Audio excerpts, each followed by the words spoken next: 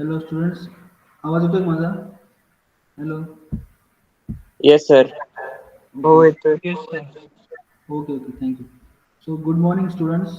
I am professor Yogesh Kodilkar from Mechanical Engineering Department. I congratulate first of all the students. बरोबर. सर्वप्रथम सर्व तुम्ही विद्यार्थ्यांचं हार्दिक अभिनंदन तुमच्या गुड रिझल्ट्स बद्दल. बरोबर, तुम्ही आत्ता जो 2 दिवसापूर्वी रिझल्ट लागला त्याच्याबद्दल सगळ्यांनी चांगले मार्क्स मिळवले, सर्वजण पास झाले. So congratulate for all the students for your good results. And as an introduction, I am Professor Yogesh Kodilkar, having 12 years of industrial experience. Student, आवाज येतो का रे माझा? Hello. Yes sir. Yes sir येतोय. Yes sir, माझं नाव योगेश कोडीलकर आहे. मला साधारण 12 वर्षाचा industry experience plus from last 9 years I am in this teaching field. बरोबर, गेल्या 9 ते 10 वर्षापासून मी आपल्या कॉलेजला आहे आणि गेल्या 6 वर्षापासून मी हा सब्जेक्ट शिकवतोय. From last 6 years I am teaching this subject called as a, काय नाव आहे सब्जेक्टचं? Can anybody tell me? कोण सांगू शकेल मला? हॅलो. आजच्या लेक्चरचं सब्जेक्टचं नाव काय आहे स्टुडंट्स? हॅलो. लिंक बघितली तुम्ही? कशाचं लेक्चर आहे आत्ताचं? Yes. Hello Aditya. MEM. Yes. MEM is Mechanical Engineering Material. Okay. So mechanical engineering शिकण्याआधी आपण सब्जेक्ट शिकण्याआधी काही तुम्हाला पार्श्वभूमी सांगतो मी. सब्जेक्टचं महत्त्व काय, बरोबर. Mechanical engineering material, why it is important as a mechanical engineer, as a diploma mechanical engineer, why we are going to study this subject. So basically MEM is mechanical engineering material. Screen share केलं दिसतं का रे students? Hello students. Yes, sir, हो visible. Sir. Okay okay. So thank you. So basically mechanical engineering material सगळ्यात लास्टला subject दिसतो बघा, त्या सिलेबसच्या स्कीममध्ये. तुमची स्कीममध्ये 6वा सब्जेक्ट जो दिला आहे सिलेबसमध्ये, as per that mechanical engineering material is having subject code 22343. बरोबर, 22343 हा सब्जेक्ट कोड आहे. आणि तिथं बघा 70 मार्कच्या पुढे काय केलंय, हॅश आणि ॲस्टरिस्क केलंय. बरं, हॅश केलंय because this subject is having online objective questions. म्हणजे आता काय आलंय, गेल्या 1.5 वर्षापासून आपण ड्यू टू दिस पॅन्डेमिक, बरोबर, वैश्विक महामारीमुळे ऑलरेडी ऑनलाईनच करतोय आपण. But already from previous 2 years, 2 वर्षापूर्वीपासून नाही का, हा MEM subject already online objective क्वेश्चनची टेस्ट असायची त्याची. बरोबर, as a theory paper you will be having objective questions in your previous offline also. म्हणजे गेल्या 2 वर्षापूर्वीच्या बॅचेसनी सुद्धा, जरी ऑफलाईन मध्ये कॉलेजेस चालू होते, पण तरी पण सब्जेक्टची एक्झाम कशी दिली, सब्जेक्टचा थेरी पेपर कसा दिला, with the help of this computer and Mouse, bye selecting the one correct option. अशाच प्रकारचा पेपर आपला यावर्षी पण तुमचा होणार आहे. बरोबर, सब्जेक्टचं इंट्रोडक्शन बघू सगळ्यात आधी. स्टुडंट, आवाज येतोय माझा? Hello. Yes, sir. Okay okay okay thank you. So there are only 27 students I think. आणि माझे 2 कनेक्शन सोडले तर 26 व्हायला पाहिजे, बाकीचे स्टुडंट जॉईन व्हायला पाहिजे. ठीक आहे. ओके. तर मेकॅनिकल इंजिनिअरिंग मटेरियल सब्जेक्ट काय आहे लक्षात घ्या student. MEM is to study about the different materials. As a diploma mechanical engineering we have to study this engineering material because, कारण असं म्हणतात, दुसऱ्या महायुद्धात, नीट लक्षात घ्या स्टुडंट, दुसऱ्या महायुद्धात एका शत्रू राष्ट्राचं जहाज बुडालं. एका शत्रू राष्ट्राचं जहाज बुडालं, not because of enemy attack, कुठल्याही परराष्ट्राने त्याच्यावर अटॅक केला म्हणून बुडालं नाही, तर because of wrong selection of engineering material. ते जहाज का बुडालं, तर कुठल्या तालिबानी देशाने वर हमला केला म्हणून नाही बुडालं, तर because of wrong selection of materials. तर विचार करा, एखादं जहाज पाण्यात बुडू शकतं, ते मटेरियल जर चुकीचं सिलेक्ट केलं आपण तर. So in that way that materials are very important part as a mechanical engineer. मग त्यामुळेच या इंजिनिअरिंग मटेरियलचा नुसतं आपल्याला अभ्यास करायचा नाही, नुसती त्याची नावं लक्षात नाही ठेवायची, but also we have to study the various properties, various applications, various advantages and disadvantages of this materials. कारण मटेरियल म्हणजे काय असतं, metal and non metal. Normally सुरुवातीला आपण जेव्हा सिलेबस बघू आज पुढे तर आपल्या लक्षात येईल there is basic type is metal materials and non metal materials like plastic. मग मेटल काय आहे, नॉन मेटल काय आहे ते पुढे आपल्याला जेव्हा बघायचं आहे. तर त्याआधी लक्षात घ्या स्टुडंट, तर इंजिनिअरिंग मटेरियलचं महत्त्व काय सांगितलं गेलं आहे. तुम्हाला सांगितलं मी का ते सेकंड वर्ल्ड वॉरमध्ये दुसऱ्या महायुद्धात त्या एका देशाचं जहाज बुडालं होतं चुकीचं मटेरियल सिलेक्ट केल्यामुळे, बरोबर. मग अशा प्रकारे इंजिनिअरिंग मटेरियलचा अभ्यास आपल्याला इन डिटेल करायचा आहे. नुसतं वरवर अभ्यास करून आपल्याला माहिती आहे का ऑब्जेक्टिव्ह क्वेश्चन्स आहे आणि काय पॅन्डेमिकमुळे आपल्याला सगळं पासिंग इझी झालंय, बरोबर. तर that is not so easy also. कारण एमईएम सब्जेक्ट जरी थेअरी सब्जेक्ट असला, सुरुवातीला काय होतं in previous your G scheme it is only theory subject. Theory subject होता फक्त 6 चॅप्टर्स होते and only theory part is there in that previous G scheme. But from your I scheme, तुमची I scheme जी मला वाटतं यावर्षी दुसरी batch pass out झाली आय स्कीमची, तर तुमच्या आय स्कीम पासून हा सब्जेक्ट काय आला that is practical oriented. Means that external practical will be there for this MEM, बरोबर. मेकॅनिकल इंजिनिअरिंग मटेरियलचं काय आहे एक्सटर्नल प्रॅक्टिकल पण आपण सिलेबसमध्ये बघितलं पुढे स्कीममध्ये. इथं बघा प्रॅक्टिकल इज ऑफ 25 मार्क्स, बरोबर. 25 मार्क्सचं प्रॅक्टिकल आहे ॲज वेल ॲज 25 मार्क्सचं तुम्हाला मॅन्युअल पण आहे, बरोबर. मॅन्युअल सबमिशन पण करायचं तुम्हाला, बरोबर. मग 70 मार्क्सची थेरी पेपर, 30 मार्क्सचे तुमचे जसं तुम्ही फर्स्ट इयरला दिले काही सब्जेक्टचे क्लास टेस्ट, 2 क्लास टेस्ट मिळून त्याचा ॲव्हरेज 20 मार्क केला जातो, प्लस 10 मार्काचा तुमचा micro project, 10 marks your micro project. मग 20 प्लस 30 दॅट इज 30, 70 प्लस 30 हा थेरी पार्ट झाला. आणि उरलेलं प्रॅक्टिकल कसं आहे 25 मार्क्सचं एक्सटर्नल प्रॅक्टिकल प्लस 25 मार्क्सचं मॅन्युअल सबमिशन. मग टुगेदर विथ एमईएम सब्जेक्ट कसा आहे हा अराउंड 150 मार्क्स, बरोबर. टोटल 150 मार्क्सचं सबमिशन आहे तुम्हाला या सब्जेक्टसाठी. सो आज आपण महत्त्वाचं पार्ट म्हणजे थेअरी पार्टचं डिस्कस करायचं आहे. बेसिकली एमईएम म्हणजे सगळ्यांना लक्षात आलं असेल students, I think you are must know MEM काय आहे मग मेकॅनिकल इंजिनिअरिंग मटेरियल, बरोबर. तर as you know 1 minute just is it clear. परत आपण टॉपला बघू स्कीम, परत जाऊ आपण जे तुम्हाला सब्जेक्ट शिकायचे, बरोबर. मेकॅनिकल इंजिनिअरिंग मध्ये सगळ्यांना दिसते सब्जेक्ट. आता this subject is having 22343 subject code, बरोबर. वीकली आपले 3 लेक्चर असणार आहे, एक प्रॅक्टिकल पण असणार आहे. टोटल 70 मार्क्सचं ऑलरेडी प्रिव्हियस पासूनच पहिल्यापासूनच ऑब्जेक्टिव्ह थ्री पेपर असायचा. त्याचा ऑब्जेक्टिव्ह क्वेश्चन जे तुम्ही कॉम्प्युटरवर सॉल्व्ह करू शकता, जसं फिजिक्स केमिस्ट्री करता ना तुम्ही नॉर्मली फर्स्ट इयरला, तशा प्रकारचं ऑब्जेक्टिव्ह क्वेश्चन असणार आहे. ऑलरेडी पॅन्डेमिकमुळे सगळ्या विषयाचं करतोच आपण, पण तुम्हाला सांगितलं मी प्रिव्हियसली सुद्धा ऑफलाईन मोडमध्ये सुद्धा या सब्जेक्टची टेस्ट अशा एक्झामचा थेरी पेपर असं करायचा, बरोबर. In objective mode means in तुम्हाला 4 ऑप्शन दिले असणार आहे. You have to select the correct options, बरोबर. हे का सांगतो तुम्हाला, जर ऑफलाईन मोडमध्ये काही दिवसांनी कॉलेज चालू झाले, इफ इन द केस बरोबर स्टुडंटचं क्लासेस वगैरे आले आणि काही दिवसांनी कॉलेज चालू झालं तर that may be the case you have to give this MEM test in the offline mode on college computers, बरोबर. जे सध्या तुम्ही मोबाईलवर देताय, बरोबर. तर 70 मार्क्सचं थेरी पेपर प्लस 30 मार्क्सचं, बरोबर. 20 मार्क क्लास टेटचं average plus 10 marks micro project. आपण पुढच्या लेक्चरला आपल्याला मायक्रो प्रोजेक्ट पण बघायचे ग्रुप वाईज. असं 70 प्लस 30 100 मार्क्सचं पार्ट झाल्यानंतर प्रॅक्टिकल ओरिएंटेड तुम्हाला एक्सटर्नल 25 मार्क्सचं प्रॅक्टिकलचं असणार आहे. एक्सटर्नल ओव्हरऑल असणार आहे प्रॅक्टिकलचे depend and remaining 25 marks of your manual submission. सगळ्यांना कळलं स्टुडंट्स? हॅलो, नाही का जागेवर सगळे? ओके. तर 150 मार्क्सचा सब्जेक्ट वेटेज आहे. ओके. तर total 100 marks theory part, 70 plus 30 and remaining 25 plus 25 that is total together with 150 मार्क्सचा सब्जेक्ट वेटेज आहे. आता आपण पुढे सिलेबस बघूया इन डिटेल्स, बरोबर. परत येतं सांगतो थोडक्यात तुम्हाला मी का इंजिनिअरिंग मटेरियल एवढं महत्त्वाचं आहे का ज्या मटेरियल्स चुकीचं सिलेक्ट केल्यामुळं शत्रू राष्ट्राचं जहाज पण बुडालं होतं, बरोबर, in that second world war. So in that way, that material selection is very important. Now we'll go to the detail syllabus screen दिसतंय स्टुडंट सगळ्यांना ना? Hello Yes, sir.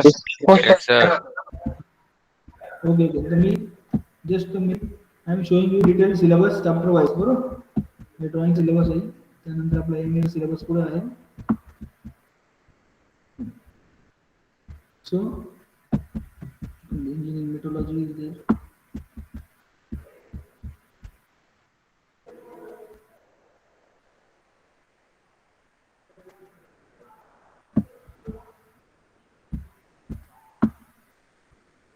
दिसतंय सगळ्यांना मेकॅनिकल इंजिनिअरिंग मटेरियल बरोबर.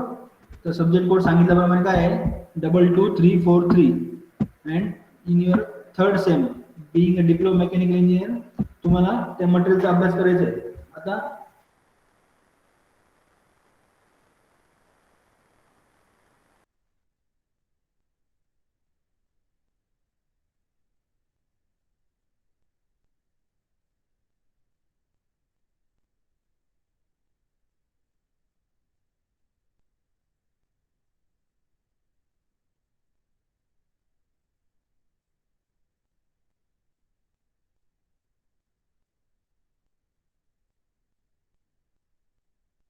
म्हणजे काय आहे सम क्रिस्टलाइन मटेरियल्स आर देअर. अशा प्रकारचे मटेरियल्स आपल्याला बेसिक त्याचा कॅटेगरीचा अभ्यास करायचा आपल्याला. So it is very much important to study this various materials बरोबर. मग त्या मटेरियलचा अभ्यास तर करायचा आहे. Plus materials like ferrous and non ferrous metal polymer, ceramics and composites are widely used in our engineering applications. बरोबर. फेरस मेटल्स झाले, काही नॉन फेरस मेटल झाले किंवा पॉलिमर्स म्हणतो आपण, जे प्लास्टिक मटेरियल आहे त्याला काय म्हणतो आपण polymers. They are called as a polymer. And even construction साठी आपण काय मटेरियल वापरतो बघा, ceramic, composites. They are some ceramic materials are there. Some advance material like composites. 2-3 material एकत्र केले काय होतं, that is a composite material. So widely used in engineering applications. So this MEM subject त्याला तुम्ही डिग्रीला पुढे गेल्यानंतर बरोबर बी ला पुढे तुम्ही पुढचा पार्ट शिकायचा आहे, दॅट इज मेटलर्जी. ज्याप्रमाणे आता आपण डिप्लोमा मेकॅनिकल इंजिनिअरिंग शिकतोय त्याप्रमाणेच पुढे डिग्री तुम्हाला काय शिकायचं त्याच्यामध्ये, that is called as a mechanical engineering. मटेरियलचा पुढचा पार्ट आहे मटेरियल सायन्स और मेटलर्जी बरोबर. मला आठवतं मी जेव्हा डिग्री केलं होतं तर मला डिग्रीच्या वेळेस म्हणजे मी 98 ला पास आउट समजा, लक्षात घ्या स्टुडंट, अराउंड 23 इयर्स बिफोर. मग 23 वर्षापूर्वी सुद्धा मी हा सब्जेक्ट शिकलो होतो in our degree course called as a material science बरोबर. मटेरियल सायन्स नावाने तुम्हाला डिग्रीला परत सब्जेक्ट शिकायचा आहे. और now days it is called as a engineering metallurgy बरोबर. आताच्या नवीन सिलेबस प्रमाणे काय त्याला इंजिनिअरिंग मेटलर्जी म्हणतात त्याला बरोबर. इव्हन कॉलेज ऑफ इंजिनिअरिंग आहे ना, गव्हर्नमेंट कॉलेज पुण्याचं आहे ना, तिथं मेटलर्जी ब्रँच पण आहे मला वाटतं. इंजिनिअरिंग मेटलर्जीची ब्रँच अशी मेकॅनिकल इंजिनिअरिंगची ब्रँच आहे.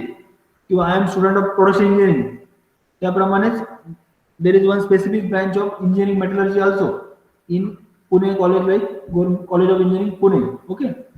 मग हे मटेरियल शिकणं एवढं महत्वाचं काय, कारण आपण बघतो की आपल्या इंजिनिअरिंग ऍप्लिकेशन्स मध्ये we are using this N number of materials. मग हे एन नंबर ऑफ मटेरियल जेव्हा वापरायचे, नीट लक्षात घ्या, तुम्हाला आता समजा you are doing your micro project for every subject for every semester. तुम्ही प्रत्येक सेमिस्टरला micro project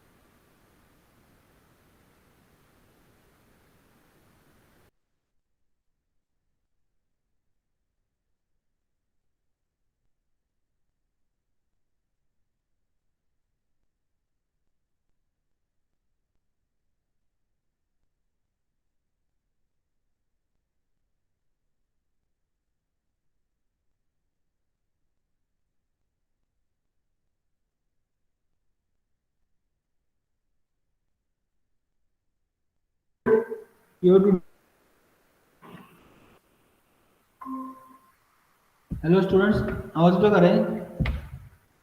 Yes, yes, sir. Yes, sir. थोडा प्रॉब्लेम इथे वर्कशॉपला असल्यामुळे थोडासा प्रॉब्लेम होतो कनेक्शन कधी कधी. जिओ चालू आहे प्रॉब्लेम. ओके. सो आपण आता ऐकू येतोय सगळे स्टुडंट ना? हॅलो. Yes, sir. येतोय आवाज. ओके ओके येतोय आवाज.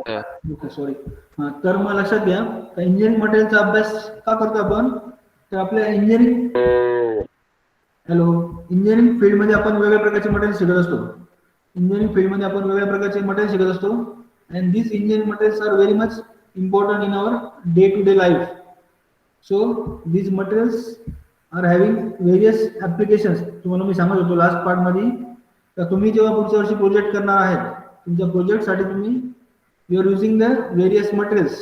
हे मटेरियल वापरताना तुम्हाला लक्षात आलं पाहिजे की कुठल्या ठिकाणी कुठलं मटेरियल वापरायचं आहे, for which application you have to use the which type of material.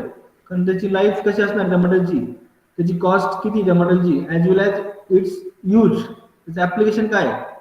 म्हणजे suppose for example two wheeler वापरतो मी तर त्या टू व्हीलरच्या माझ्या हँडलला तो मटेरियल प्लॅस्टिकचं मटेरियल किंवा suppose at that various gear or may be belt like pulley belt किंवा काही ड्राईव्ह आहे तिथे केबल वापरायची मला. जयेश तो स्पीकर कोण होता रे? जयेश क्षीरसागर. हॅलो कोण आहे जयेश क्षीरसागर? हॅलो जयेश अनम्यूट असेल. जयेश स्पीकर अनम्यूट कर तुझा. Hello Jayesh unmute speaker. Yes sir. का बरं स्पीकर आवाज होतो तुझा? स्पीकर का चालू केला सर माझा? Problem net issue sir. हा नेट इश्यूचा Net issue. स्पीकरचा काही संबंध नाही, मला सांगू नको. मी काय मोबाईल वापरत नाही का? परत असं डिस्टर्बन्स क्लास नाही आला ना मग तुला प्लेक्सीला कधी अलाउड करणार नाही पुढच्या तुला. कळलं का? It is for all. तुला सांगा ना सगळ्यांसाठी सांगतो मी. अननेसरी डिस्टर्बन्स करायचं नाही. काही प्रॉब्लेम असेल तर लेक्चरच्या शेवटी तुम्हाला वेळ दिली जाईल. At that time you can raise your hand by with the your mobiles. Then you can ask your question after at the end of the or before end of the lecture. Is it clear? मग student लक्षात घ्या. तर आपण बघत होतो त्या प्रोजेक्टसाठी आपल्याला जे काही मटेरियल वेगवेगळं लागतंय बरं. तुम्ही प्रोजेक्ट करता काहीतरी, काही ठिकाणी तुम्हाला वुडन मटेरियल लागणार आहे, काही ठिकाणी तुम्हाला प्लास्टिक मटेरियल लागणार आहे. In some case of gear or may be some shaft तुम्हाला मेटल लागणार आहे, स्टील लागणार आहे. मग हे मटेरियल कुठलं सिलेक्ट करायचं, त्याचं लाईफ किती असली पाहिजे आणि सगळ्यात महत्त्वाचं म्हणजे त्याची कॉस्ट किती असली पाहिजे. Because all things depend upon your cost of the project. It must be economical. तुमचं प्रोजेक्ट काय आहे, इकॉनॉमिकल झालं पाहिजे ना. मग त्यामुळं हे इंजिनिअरिंग मटेरियल तेवढं महत्वाचं आहे. त्यासाठी आपण हे मटेरियल शिकतोय वन बाय वन. बरोबर. मग सगळ्यांना कळलं असेल MEM is mechanical engineering material which we have to study in different parts. बरोबर. सांगितल्याप्रमाणे 70 मार्क्सची तुमची टेस्ट असणार, ऑब्जेक्टिव्ह टेस्ट प्लस 30 मार्क्सचा तुमचा micro project plus your class test average आणि 25 प्लस 25 तुमचे प्रॅक्टिकल साठी असणारे 50 मार्क टोटल. बरोबर. तर आपण आता सिलेबस कडे जाऊया. बरोबर. सिलेबस दिसतंय सगळ्यांना स्टुडंट? युनिट 1 दिसतंय सगळ्यांना? So unit 1 is from next lecture will start with this unit 1. Me highlight केलं बघा. मग युनिट 1 काय आहे दिसतंय का रे? युनिट 1 चं नाव काय नाव वाचा बरं. Basics of engineering materials. Basis of yes. Okay okay thank you. So first chapter मध्ये आपल्याला बेसिक्स शिकायचे. कशाचे शिकायचे? Basics of engineering material. मग त्यामध्ये बेसिक्स काय काय असणार आहे? फर्स्ट पार्ट मध्ये बघा इकडे क्लासिफिकेशन ऑफ इंजिनिअरिंग मटेरियल. म्हणजे जेव्हा पुढच्या लेक्चरला आपण सुरुवात करणार आहे. So in this first unit in that first part will study the classification of engineering material. जसं तुम्हाला सांगितलं मग मी मेटल्स काय आहे, नॉन मेटल्स काय आहे. प्लास्टिक मटेरियलचे पण 3 टाइप्स पडतात. थर्मोप्लास्टिक, थर्मोसेटिंग प्लास्टिक और इलास्टोमर्स और रबर्स. मग अशा प्रकारे क्लासिफिकेशन ऑफ मटेरियल.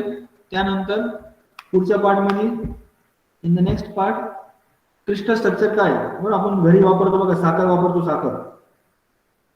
तर साखर काय असते? It is not in amorphous structure. म्हणजे नॉर्मली आपण दिवाळीला वगैरे वापरतो ना ते करंजीवर लाडू करताना ती पिठी साखर वापरतो. It is in amorphous structure.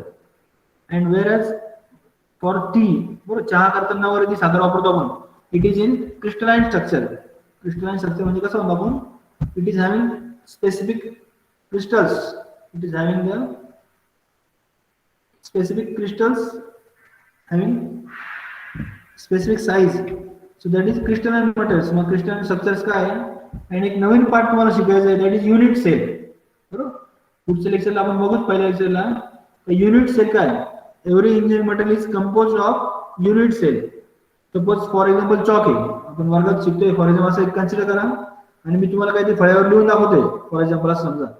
आणि ज्या चॉकने लिहितोय मी चॉक तर तो चॉक डोळ्यासमोर आणा आणि try to imagine that single chalk may be of different colours. वेगवेगळ्या कलरचा चॉक येतो and try to imagine that chalk is not a single piece material. बरोबर, ते चॉकला जरी एक सिंगल पीस मटेरियल जरी असलं ते, but it is compose of number of small materials. बरोबर, नॅनो मटेरियल म्हणतो आपण, व्हेरी स्मॉल टायनी पार्टिकल्स. म्हणजे काय असतं नॉर्मली सिरेमिक मटेरियल असतं, चॉक लाईक सिरेमिक मटेरियलचं compose of in number of particles, आणि ते पार्टिकल्स काय होतात, it is compose in one particular shape like chalk. मग the smallest part of that chalk, for example, not only chalk, it can be anything. It may be duster, it may be your bench, the bench wooden part आहे, metal part आहे, कुठलाही material, it is composed of smallest part called as a, त्याला काय म्हणतो student आपण, that smallest part unit cell.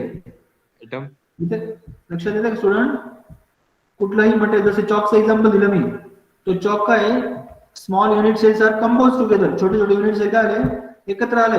So not only chalk, your wood, your metal, your plastic, everything is compose of different unit cells. मग त्यातल्या सगळ्यात small पार्टला काय म्हणतो आपण, unit cell. And this unit cell is constructed in space lattice. ज्याप्रमाणे आपण graph paper बघतो, एक्स ऍक्सिस, वाय ऍक्सिस आणि झेड ऍक्सिस, त्याप्रमाणेच हे क्रिस्टल स्ट्रक्चर्स पण काय असतं, it is having lattice like structure. त्याला आपल्याला पुढे बघायचं आहे, स्पेस लॅटिस म्हणतात त्याला. बरोबर, त्यानंतर तुम्ही बघा घरी आपण काही ऍक्सिडेंट झाला, काही लागला हाताला वगैरे, तर हाताला काही क्रॅक झाला समजा हाडांना वगैरे, तर तो क्रॅक डोळ्यात दिसतो का आपल्याला students?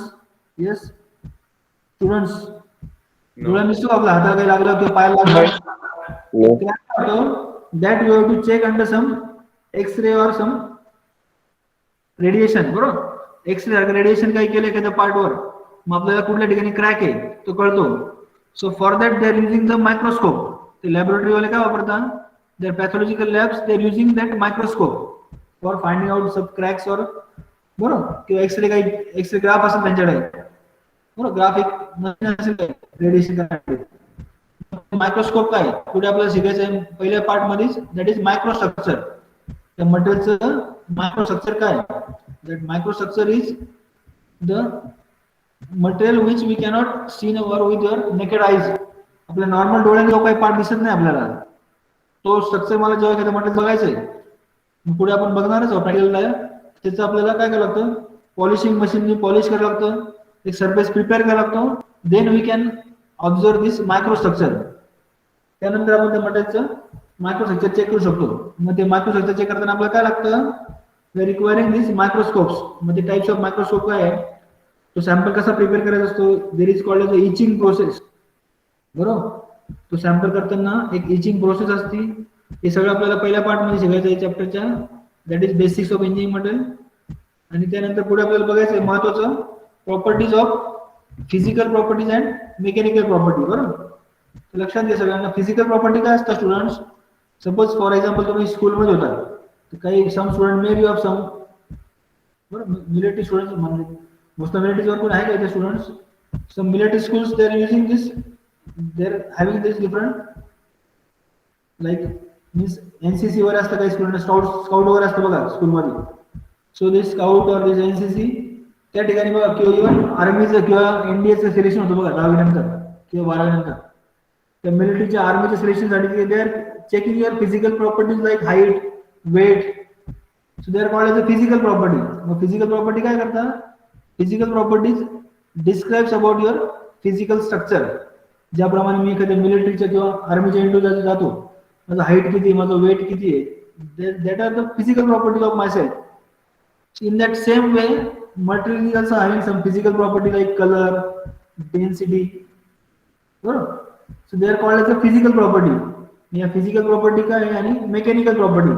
Mechanical properties are the properties which are tested under some mechanical load. बरोबर, मटेरियल काहीतरी मेकॅनिकल लोड दिला, म्हणजे आता पुढे आपल्याला तुमचा जो जे सेकंड विषय सब्जेक्ट सॉम, बरोबर, स्ट्रेंथ ऑफ मटेरियल तुमच्याकडे, त्या स्ट्रेंथ ऑफ मटेरियल मध्ये तुम्हाला अजून शिकायचं, दॅट इज टेन्साइल टेस्टिंग और कॉम्प्रेशन टेस्टिंग. बरोबर, टेन्साइल टेस्टिंग काय आहे, कॉम्प्रेशन टेस्टिंग काय आहे. मग ते टेन्साइल टेस्टिंग करताना मटेरियल तुम्हाला काय टेन्साइल लोड द्यायचं आहे तुम्हाला. बरोबर, that tensile load that is the mechanical conditions. So when we study some properties of metal under such mechanical conditions, they are called as a mechanical properties. बरोबर? And in the last part of this first chapter, that is a hardness testing. बरोबर? आपल्याला काय शिकायचं आहे? Hardness testing on Brinell and Rockwell hardness tester. बरोबर? Brinell नावाच्या सायंटिस्टने काढलेला tester, that is Brinell hardness tester, and another scientist like Rockwell, that is Rockwell hardness tester. कशासाठी वापरायचं आपल्याला? To measure the hardness. बरोबर? मटेरियलचा हार्डनेस मला चेक करायचा आहे. बरोबर? That is the first part. पहिल्या युनिट मध्ये कळलं सगळ्यांना बेसिक्स ऑफ इंजिनिअरिंग मटेरियल मध्ये आपल्याला अशा प्रकारे क्लासिफिकेशन ऑफ इंजिनिअरिंग मटेरियल, त्यानंतर crystal structure, unit cell, space lattice काय आहे, मायक्रोस्ट्रक्चर काय आहे, टाइप ऑफ मायक्रोस्ट्रक्चर काय आहे, त्यानंतर सॅम्पल प्रिपेअर करायचा असतो आपल्याला. मायक्रोस्ट्रक्चर मध्ये चेक करण्यासाठी मला सॅम्पल प्रिपेअर करायचा असतो आधी आपण. प्रॅक्टिकली पुढे बघू आपण. तो सॅम्पल कसा प्रिपेअर करता, त्याची प्रॉपर्टी कसे चेक करता आपल्याला, फिजिकल प्रॉपर्टी, मेकॅनिकल प्रॉपर्टी, आणि हार्डनेस टेस्टिंग प्रोसिजर काय आहे, ब्रिनेल हार्डनेस आणि रॉकवेल हार्डनेसची. हे पहिल्या पार्ट मध्ये बघायचं आहे. स्टुडंट कळलं का? First part. त्यानंतर आपण सेकंड चॅप्टर जायचं आहे. सेकंड चॅप्टरचं नाव काय आहे students? I think there are 35 students. So second चॅप्टरचं नाव दिसतंय तुम्हाला सगळ्यांना? Steel and बरोबर. मग आपण alloys. Yes, steel and its alloys. नुसतं स्टील नाही शिकायचं आपल्याला, तर त्या स्टीलचे अलॉय पण शिकायचे. आता आपण लक्षात घेऊ व्हॉट इज बाय अलॉय. बरोबर? स्टीलचे अलॉय म्हणजे काय किंवा स्टील म्हणजे काय, तर आपण घरी सुद्धा बघतो. At our kitchens we are using this various stainless steel material. बरोबर? स्टेनलेस स्टील काय आहे, that is having some shining, त्याला also it is also called as chromium steel. त्यामध्ये काय, due to presence of chromium, त्या steel मध्ये क्रोमियमचं percentage असल्यामुळे काय होतं, it will work as a shining surface as well as to prevention against corrosion. Normal लोखंड काय होतं, पाण्याने ऑक्सिडेशन होतं ना, पाण्याचा आणि ऑक्सिजन संबंध आल्यामुळे काय होतं लोखंडाचा, त्याच्यावर गंध चढतो बघा, that is called as oxidation. मग ऑक्सिडेशन त्या स्टेनलेस स्टीलला का नाही होत? Because of the presence of chromium.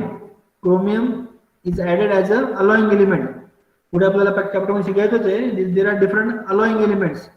हे जे अलॉय शिकतो आपण ना, स्टील आणि त्याचे अलॉय. अलॉय काय असतं student? Alloy is a mixture of 2 or more metals. बरोबर? वेगवेगळ्या प्रोपोर्शन मध्ये आपण मटेरियल ऍड करतो, that is called as steel and its alloys. आणि हा सेकंड चॅप्टर तुमच्या सिलेबस प्रमाणे जास्ती वेटेज असेल चॅप्टर आहे. बघा पुढे आपण सिलेबसचं वेटेज पण बघू. इथे फर्स्ट चॅप्टरचं वेटेज किती आहे स्टुडंट्स? फर्स्ट चॅप्टर आहे 10 मार्क्स वेटेज. लास्टला काय दिले, त्याचे मार्क्स दिले बघा. इथं दिसतं स्टुडंट 70 मार्क्सचा थेरी पेपर कसा झाला तो. पहिल्या चॅप्टरला 10 मार्क आहे बघा, इथं दिसतं का 10 मार्क. सेकंड चॅप्टरला किती मार्क आहे? 14 मार्क्स आहे. स्टील अँड इट्स अलॉयला किती मार्क आहे students? Hello, 14. Yes, 14 marks. Then third chapter पुढे बघायचं आपल्याला cast iron, having 10 marks. Similarly non ferrous and metal alloys, that is also 10 marks.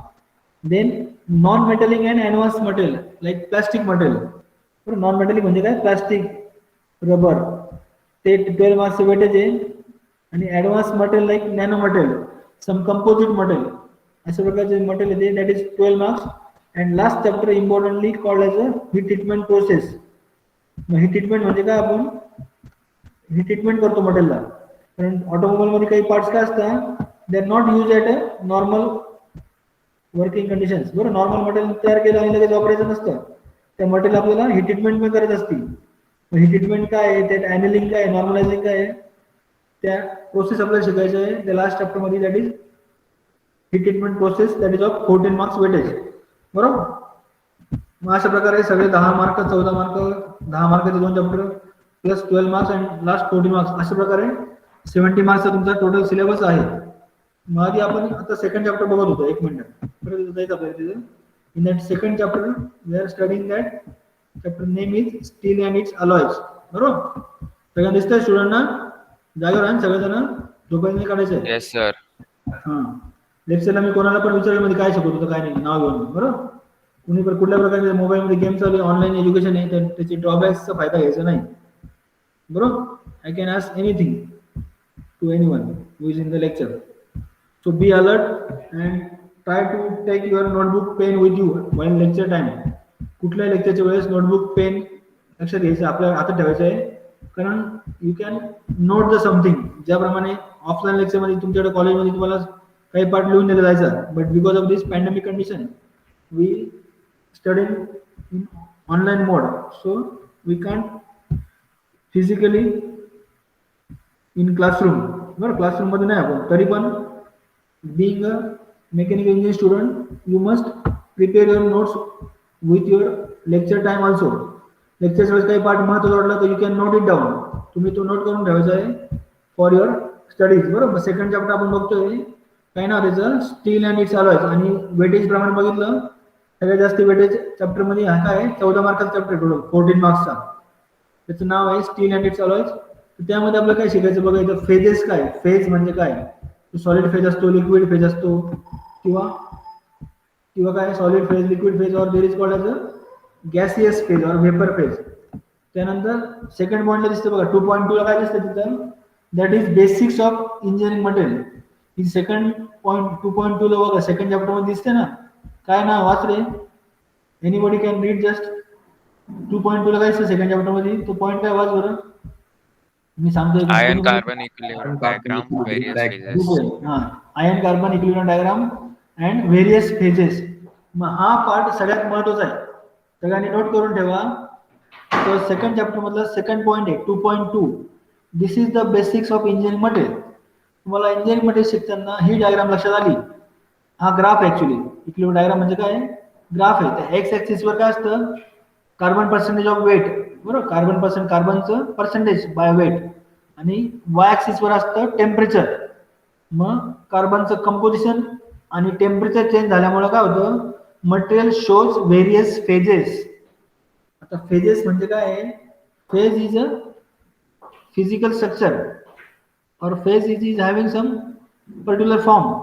मग मटेरियलचं कंपोजिशन चेंज झालं किंवा मटेरियलचं टेम्परेचर चेंज झालं तर मटेरियल वेगवेगळे फेजेस दाखवतं.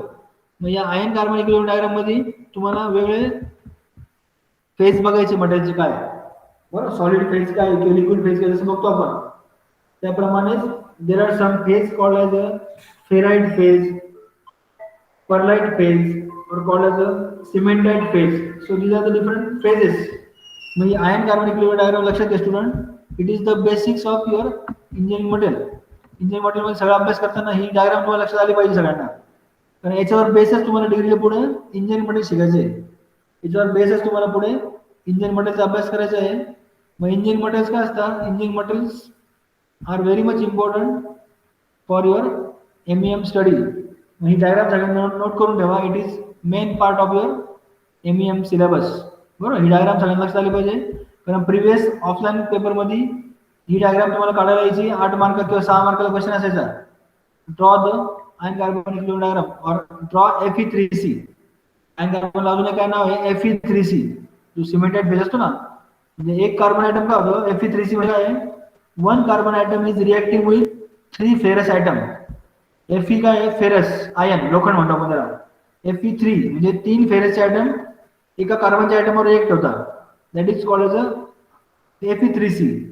So this iron carbon diagram is also called as Fe3C diagram or equilibrium diagram, म्हणजे that is equilibrium. मग त्या Fe3C डायग्राम मध्ये कार्बनचं कंपोजिशन, कार्बनचं पर्सेंटेज वेट चेंज केल्यामुळे काय होतं, आणि टेम्परेचर चेंज केल्यामुळे मटेरियल शोज व्हेरियस फेजेस. मग ते स्टील अँड अलॉय मध्ये आपल्याला हे वेगळे आयन डायग्रामचा अभ्यास करायचा आहे. त्यानंतर पुढे स्टील बघायचे, plain carbon steel, alloy steel, then called as a plain carbon steel, alloy steel.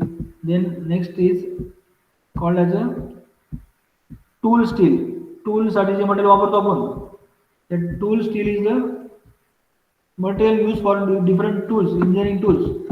So that is tool steel. Then we have to study these various types of alloys.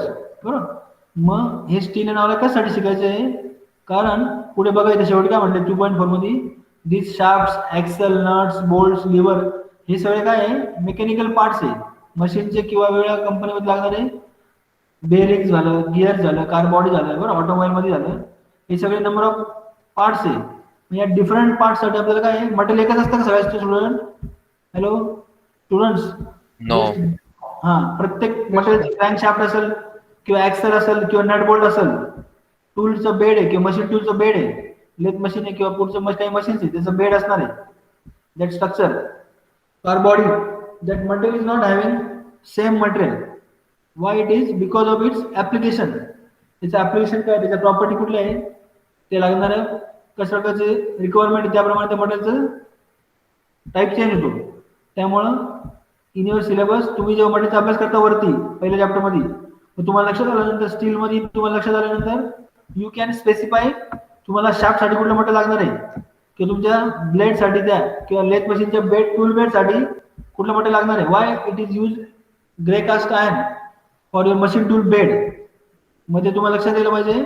मग second चॅप्टरमध्ये आपल्याला specific ऍप्लिकेशनसाठी कुठलं material वापरायचं आहे ते बघायचं आहे. Then third chapter काय आहे बघा student. That third chapter name is, काय नाव दिसतंय students? Unit third is Non-metallic ferrous and metals. नाही तो चौथा Cast iron. Caste iron. त्याच्या आधी काय आहे? Cast iron. मग कास्ट आयर्न काय, नीट लक्षात घ्या.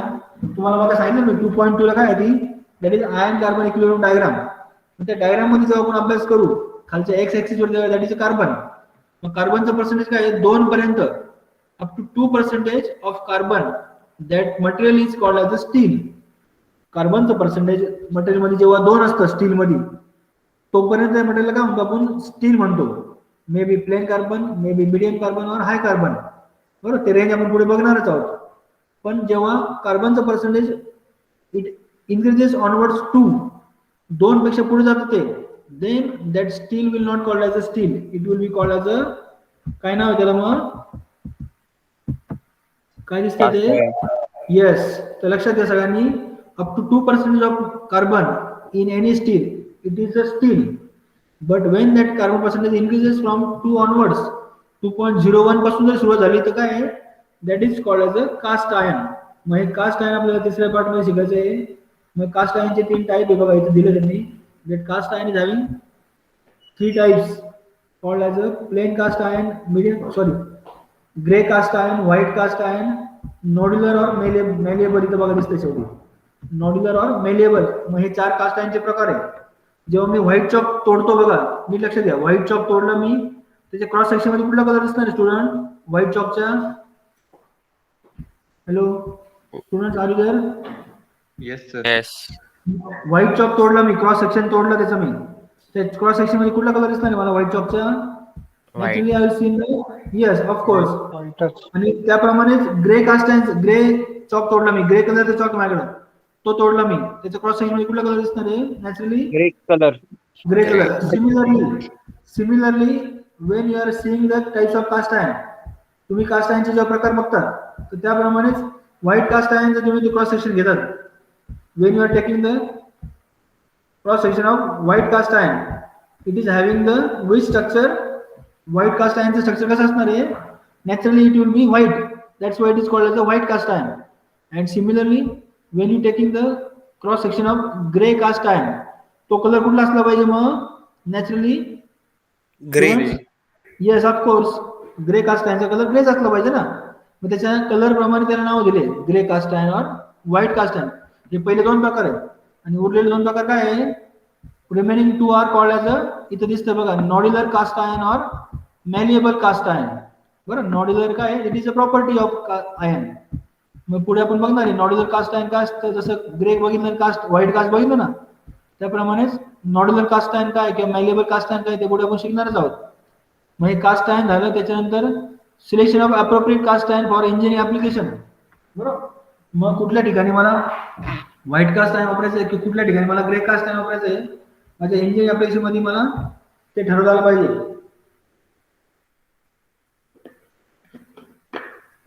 ते कसं ठरवणार मी? By studying this selection of appropriate cast iron for my engineering application. तुम्हाला आता सांगतो मी, तुम्हाला बघा म्हटलं मी का लेथ मशीनचा जो बेड आहे, लेथ मशीन और मिलिंग मशीन, याला काय म्हणतात सगळे? दे आर कॉल्ड मशीन टूल. बरोबर, तुम्हाला पुढे शिकायचं सेकंड इयर पासून, पुढच्या सेमिस्टर पासून. म्हणजे मशीन टूल्स मध्ये काय, त्यांचा जो बेड असतो, त्याचं जो स्ट्रक्चर असतं, it is always made by the grey cast iron only. बरोबर, मग हे ऍप्लिकेशन आपल्याला पुढे शिकायचं आहे. मग ते मशीन टू स्ट्रक्चर का ग्रे कास्टाने बनवता त्याचं रिझन आहे बरोबर. पुढे आपण शिकताना बघूच ते. मग आपल्याला समजलं पाहिजे का कुठल्या कास्ट आहे कुठल्या ठिकाणी वापरतात ते आपल्याला बघायचं. आणि त्याच्यानंतर काय designation and coding as per BIS British standard किंवा ASME अमेरिकन स्टँडर्ड किंवा DIN या वेगवेगळ्या स्टँडर्ड प्रमाणे cast iron plain cast carbon काय अलॉय स्टील काय त्याचं कोडिंग काय हे आपल्याला तिसऱ्या चॅप्टर मध्ये बघायचं आहे. देन फोर्थ युनिट चौथ्या युनिटचं नाव काय आहे students?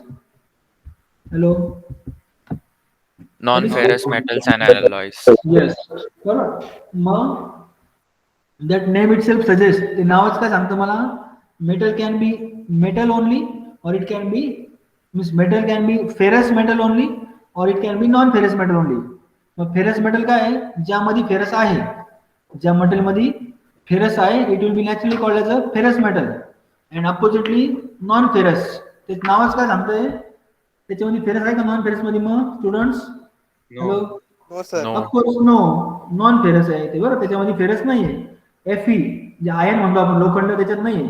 Like plastic wood they are called as a which material ferrous or non ferrous? Non-ferrous. Non ferrous. Non-ferrous. हा बरोबर. प्लास्टिक वूड बेसिकली काय नॉन मेटल ऍक्च्युली पण नॉन फेरस म्हणजे कॉपर और अल्युमिनियम. पुढे आपल्याला शिकायचं आहे नॉन फेरस मेटल म्हणजे काय कॉपर और अल्युमिनियम हे काय नॉन फेरस मेटल आहे. कॉपर मध्ये फेरस असतं का स्टुडंट्स? नॅचरली कॉपर मध्ये काय कॉपर आहे. Copper in it self as a main element. So copper aluminium they are the non ferrous metals बरोबर. मेटल अलॉय शिकायचे. मग हे अल्युमिनियम अलॉय कॉपर अलॉय शिकायचे आपल्याला बरोबर. चौथ्या चॅप्टर मध्ये आपल्याला कॉपर आणि अल्युमिनियम अलॉय शिकायचे. अलॉय म्हणजे काय कळलं सगळ्यांना? Mixture of 2 or more element that is alloy. मग कॉपरचे अलॉय लाईक ब्रास और ब्रॉन्झ बरोबर आपण बघितलं आता आत्ताच ऑलिम्पिक झालं किंवा पॅरा ऑलिम्पिक पण चालू आहे सध्या बरोबर. त्या ऑलिम्पिक मध्ये आपण बघितलं जसं आपल्या नीरज चोपडाने गोल्डन मेडल जिंकलं त्याप्रमाणेच कुस्तीवीरांनी आपलं ब्रॉन्झ मेडल पण जिंकलं काही किंवा सिल्वर मेडल पण जिंकलं. So these are different medals are there. मग हे ब्रॉन्झ काय that is a copper alloy. मग कॉपरची अलॉय त्यानंतर अल्युमिनियमची अलॉय लाईक अल्युमिनियम अलॉय आहे हिंडालियम त्या ठिकाणी दिसतंय बघा. हिंडालियम काय आहे इट इज हिंद अल्युमिनियम. ती जी आयडिया कंपनी त्या आदित्य बिर्ला ग्रुपची एक कंपनी हिंद अल्युमिनियम त्यांनी फर्स्ट टाइम ते हिंद अल्युमिनियम यूज केलं होतं. That's why it is called as a Hindalium बरोबर. मग अल्युमिनियमचे अलॉय आपल्याला शिकायचे लाईक ड्युरेलियमचे कंपोजिशन काय आहे त्याचे ऍप्लिकेशन काय आहे आणि शेवटी आपल्याला शिकायचं bearing metal like white metal or aluminium bronzes बरोबर. मग हे चौथ्या चॅप्टर मध्ये शिकायचं आपल्याला काय चौथ्या चॅप्टरचं नाव non ferrous metals and alloys बरोबर. बेसिक नॉन फेरस मेटल कोणते सांगितलं तुम्हाला मी कॉपर आणि हॅलो स्टुडंट्स झोपले नाही ना? नाही sir. हा झोपू नका बरोबर. तुम्हाला सांगितलं मी पुढच्या लेक्चरला मी अटेंडन्स घेताना शेवटी मी तुम्हाला व्हिडिओ ऑन करायला लावणार सगळ्यांना तर अलर्ट राहा सगळ्यांनी बरोबर. झोपू नका. हा कॉपर आणि अल्युमिनियम हे नॉन फेरस शिकल्यानंतर पुढचं 5वा चॅप्टर शिकायचं आपल्याला. 5th chapter is non metallic advance materials बरोबर. 5वा चॅप्टर सुद्धा महत्वाचा आहे कारण त्यामध्ये काय शिकायचं आपल्याला आतापर्यंत आपण मेटलिक मटेरियल शिकलो बरोबर. आतापर्यंत पहिले 4 चॅप्टर बद्दल काय बघितलं आपण बरोबर म्हणजे त्याचे टाईप बघितले त्याच्यामध्ये. पण 5व्या चॅप्टर पासून आपल्याला काय शिकायचं आहे they are called as a non metallic and advance materials. मग नॉन मेटलिक मटेरियल मध्ये काय सगळ्यात पहिलं पॉलिमर्स किंवा प्लास्टिक म्हणतो आपण. So all the plastic they are category of polymers. मग पॉलिमर्स मध्ये काय काय आहे thermoplastic thermosetting plastics elastomers rubbers they are all polymers. मग ते पॉलिमरचे टाईप बघायचे आपल्याला ABS acrylic nylon vinyl epoxides melamine bakelite rubber ceramics बरोबर. त्यानंतर काही ऍडव्हान्स मटेरियल आहे. ऍडव्हान्स मटेरियल काय मग advance material like ceramic composite material advance material like nano material बरोबर. ज्याप्रमाणे टाटांनी नॅनो कार काढली त्याप्रमाणेच इंजिनिअरिंग मटेरियल मध्ये काय there is called as a nano materials म्हणजे which we cannot seen by our naked eyes. आपल्या नॉर्मल डोळ्याने आपल्याला जे बघता येत नाही materials they are the nano materials. ते नॅनो मटेरियलचं काय असतं because of larger surface area. आता तुम्ही म्हणा तर मटेरियलची साईज तर नॅनो आहे ते लार्जर सरफेस एरिया कसा आहे कारण एका चॉकची जेव्हा नॅनो मटेरियल करतो आपण if I am making some nano materials of 1 chalk it will almost cover in 1 classroom. एका चॉकचे नॅनो मटेरियल आपण जेव्हा साईज मध्ये चेक करतो आपण it is having more area. Nano material काय यूज करतो आपल्याला, आपण बघतो टीव्हीवर बघा, इव्हन टाईल्सची पण ऍड असेल, टाईल्सची किंवा फार्मास्युटिकलची कसली पण ऍड असेल ना, दर using that word nano technology. Nano technology काय आहे, दर using this advantages of nano size. तर नॅनो मटेरियलच्या साईजचा ऍडव्हान्टेज काय आहे, दर having the larger surface area. बरोबर. मग non metalling and advance material 5व्या चॅप्टर मध्ये शिकल्यानंतर लास्ट चॅप्टर मध्ये काय शिकायचं आपल्याला, that is a heat treatment process. बरोबर. शेवटच्या चॅप्टर मध्ये काय शिकायचं आपल्याला, that is called as a unit 6 is called as a heat treatment process. बरोबर.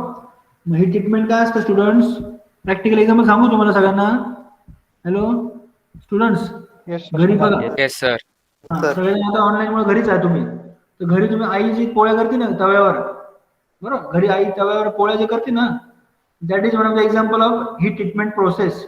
बघितलं नसेल तर घरी बघा, घरी गेल्यानंतर, आता घरीच ऑलरेडी, तर घरी बघा तुम्ही वेळ भेटल्यावर, ते तव्याचा खालचा भाग बघा, कुठल्याही प्रकारचा तवा असला तर ॲल्युमिनियमचा, इंडियम कोणत्या पण प्रकारचा तवा असला तर तव्याचा खालचा भाग बघा तो, it is very hard enough. Y it is so, because कारण वर्षानुवर्ष किती जुना तवा आहे समजा फॉर एक्झाम्पल, त्या वर्षानुवर्ष त्या तव्यावर काय करते आई तुमची, पोळ्या करते, मग तो गॅसवर हिटिंग होतो खालून, आणि धुताना परत काय होतं, वॉशिंग पण होतोय. मग हिटिंग, वॉशिंग, कुलिंग हे सगळं काय आहे, that is called as a heat treatment process. मग तो प्रत्येक तव्याचा भाग बघा खालचा काय झालाय, it is very hard enough.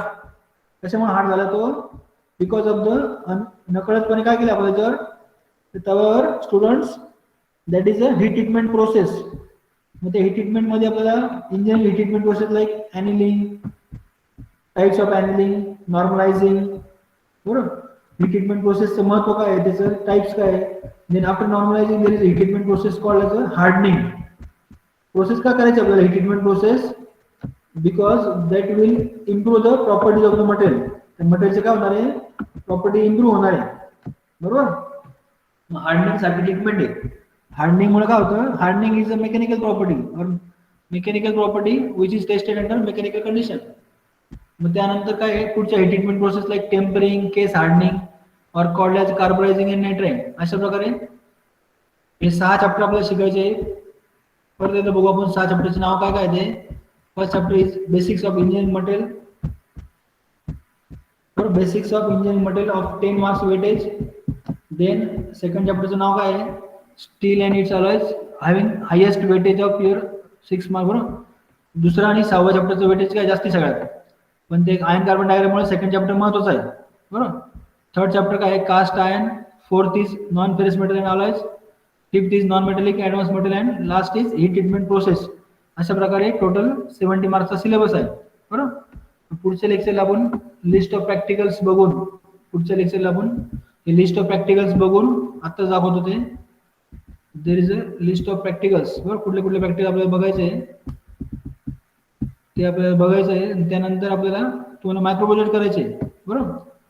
You have to do your micro projects. मग ते मायक्रो प्रोजेक्ट काय ते बघायचं आपल्याला पुढे. बरोबर. आज आपण सिलेबस बघितलं फक्त. आता सगळे स्टुडंटनी कॅमेरा ऑन करा प्रत्येकाने. On your camera before I to take the presentation. सगळे स्टुडंट कॅमेरा ऑन करा. Hurry up. Have to take the presentation attendance मध्ये घ्यायचे. आणि सांगितल्याप्रमाणे पुढच्या वेळेस लेक्चरला नोटबुक पेन घेऊन बसायचं, अभ्यास करायचा रेग्युलर व्यवस्थित. या पॅन्डेमिक कंडिशनचा जरी आपण ऑनलाईन मोडमध्ये शिकतोय, मग त्याच्यामध्ये रिझल्टमध्ये जरी आपलं 100% दिसतंय, पण आपलं परसेप्शन, आपलं नॉलेज सुद्धा 100% आलं पाहिजे. तर त्यासाठी सगळ्यांनी व्यवस्थित अभ्यास करायचा आहे आणि व्यवस्थित रिझल्ट दाखवायचे. Because your result will be seen with your knowledge, not with your marks. तुमचं मार्क्सचं वेटेज काय असतं, it is only up to the company. कंपनीचं बायोडाटा पण असतं तुमचं मार्क्सचं weightage. Your knowledge will be seen by your efforts. तुम्ही कंपनीत गेल्यानंतर जे काही एफर्ट्स घेणार आहे, that will be pursued by with your actual practical knowledge. बरोबर. पुढच्या लेक्चरला आपण सिलेबस बघितला, या सगळ्यांना कळलं ना. 6 चॅप्टरची नाव बघितले. 6 चॅप्टरमध्ये आपल्याला पुढच्या लेक्चर पासून आपल्याला फर्स्ट चॅप्टर सुरू करायचं आहे. पहिल्या चॅप्टरचं नाव काय आहे, first chapter name is, hello, yes, anybody. Basics of engineering material. Yes, very good. Basics of engineering material. मग पहिलं चॅप्टर आपण सुरू करू. त्याच्यामध्ये आपल्याला पहिला पार्ट शिकायचा आहे. आता कॅमेरा ऑफ केलं चालेल, कारण काय नेट लागतं तुमच्या कॅमेऱ्यासाठी. बरोबर. So basics of engineering material आपण शिकू पुढच्या लेक्चर पासून. त्यामध्ये आपल्याला बघायचं आहे इंजिनिअरिंग मटेरियलचं क्लासिफिकेशन क्रॉस डिफरंट टाईप बरोबर. त्याआधी आपण मायक्रो प्रोजेक्ट बघणार आहोत बरोबर. मायक्रो प्रोजेक्ट्स काय आहे. So is there any difficulty students before concluding the lecture. तुम्हाला काय विचारायचं असेल you can ask me. No, sir.